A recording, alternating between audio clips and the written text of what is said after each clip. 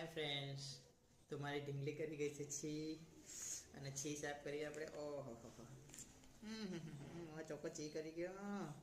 પપ્પા જોડે સાફ કરાવ્યો હતો. પપ્પા જોડે જે દાડો જન્મ્યો ને એ દાડો બી પપ્પા જોડે સાફ કરાવી હતી છી. અને એ છી તો એવી હતી ને, એકદમ કાળી કાળી અને બકવાસ, એકદમ કાળી કાળી અને રબડ જેવી. પહેલું જ્યારે બેબી પેદા થાય ને છી કરે ને ત્યારે તો બહુ ખરાબ હોય.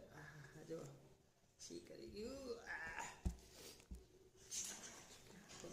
મા બાપ છીએ એટલે બધું કરવું પડે ને. આપણે એક મા બાપની ફરજ પ્રમાણે તો બધું કરવું પડે ને. તો પહેલો દિવસ હોય ને, બેબી જ્યારે પહેલા દિવસે જન્મે ને ત્યારે એનું છી કેવું હોય ખબર? એકદમ બ્લેક, એકદમ બ્લેકની સાથે સાથે એવું હોય ને કે એ રબડ જેવું હોય. આમ ખેંચો ને તો ખેંચાય એવું, ખતરનાક. આમ સાપ બી ના થાય, ડામર જેવું હોય. કદાચ કોઈને ખબર ના હોય, કારણ કે કોઈ જતું ના હોય ને પહેલા દાડે બેબી જોડે, એટલા માટે ડૉક્ટર જોડે જ હોય બેબી, એટલા માટે.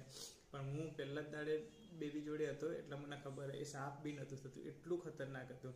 આ તો આપણને જોવા મળ્યું એટલે, બાકી તો આપણને કંઈ ખબર જ ના હોય. છે કે આમાં ઘણા લોકો એવા છે કે ઘણા માતા પિતાને ખબર જ ના હોય.